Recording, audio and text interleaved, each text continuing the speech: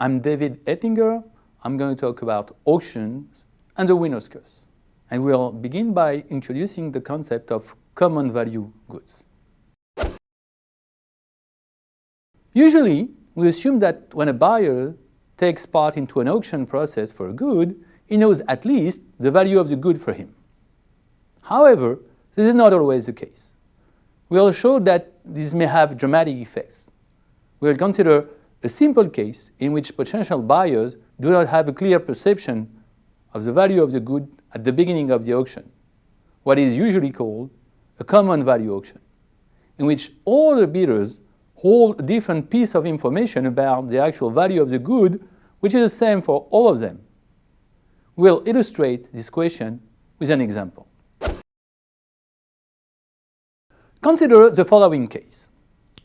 The United States are selling the right to extract oil in a specific area in the Gulf of Mexico. This area has not been exploited yet, and its exact value cannot be observed by any oil company. Actually, if we assume that all oil companies have access to the same technology, the actual value of these exploitation rights is the same for all the firms. It is the same, but it is not known. However, oil companies can send their geological teams who will evaluate the volume of oil that can be extracted and the conditions of exploitation in this oil field. In order to simplify the analysis, let us consider this two-dimension representation. Here, we have the oil field that can be exploited. We can see it perfectly, but oil firms cannot. Each firm sends a team of geologists who can only make one sample, one carat, in one location. We see that each firm sends his team in a different location in order to make the sample. The sample is a key information, and no firm will reveal the value of his sample to the other firms. Let us introduce some notations. There are n firms. Each firm has one sample. We assume that for firm I, for any value of I, if the quality of the oil field were everywhere the same as in the place where he has made his sample, the value of the oil field would be Si. We call this information firm I's private signal. However, there is no reason to assume that any firm has better information than another. Therefore, the best evaluation that we can have for the oil field is the average of all the signals of all the firms. We will denote this average V, which is equal to S1 plus S2 plus S3 and so on, plus Sn if you want at the end. And this divided by n. In order to simplify our analysis, we'll assume that the value of the oil field is precisely equal to this average. This is true if there are enough firms. Each oil company knows the value of his signal, and the real value is the average of all the signals. Now, in order to go further, we need to put ourselves in the head of the CFO of one of the oil company before he makes an offer. Let us say the CFO of firm 1. He only knows his private information, S1, but he ignores the private information of the other firms. This is not enough to make an offer. Therefore, we need to add something, a probabilistic distribution of the private information. Even though the CFO does not know the private information of the other firms, he knows that the SI are uniformly distributed between 50 million and 150 million euros. This means, in probabilistic terms, that even though you do not know what is the value of the private signal of the other firms, you know that it can be anything between 50 million and 150 million with an equal probability for all the possible values, so that the average value is 100 million euros. Therefore, assume for instance that there are 4 firms competing. Firm 1 obtained the signal 80 million euros. Then its CFO considered that the expected value of the exploitation right is 80 plus 100 plus 100 plus 100 divided by 4 equal 95 million euros. So the 80 is his private signal, and the 100 is the expected value of the other firm's signal. Suppose that the exploitation rights are sold through a second price auction. All the bidders write a bid on a piece of paper. They put it in an envelope and give it to the seller, who will sell the exploitation right to the firm who makes the highest offer for a price equal to the second highest offer. We have shown in a joint video that in a standard case, when buyers know their valuation for the good, choosing a bid equal to this value is the best possible strategy. Therefore, it seems reasonable to do the same here.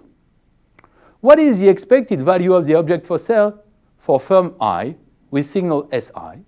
It's SI plus 100 plus 100 plus 100 divided by 4 million euros, the average.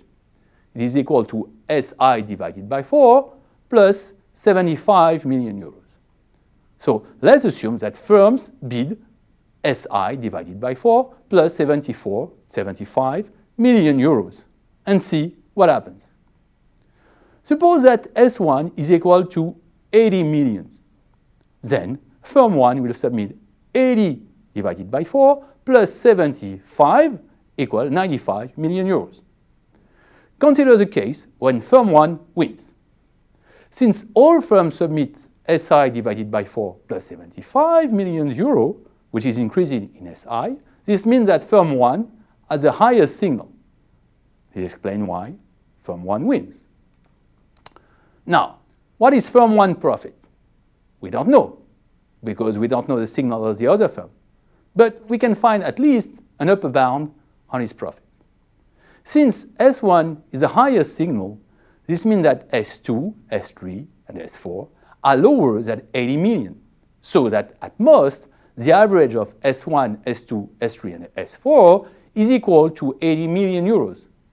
V is at most equal to 80 million euros. What about the price paid by firm 1? We consider the lowest possible price paid. The price paid is the lowest when all the other firms have the lowest possible signal, since the price will be equal to the second highest bid.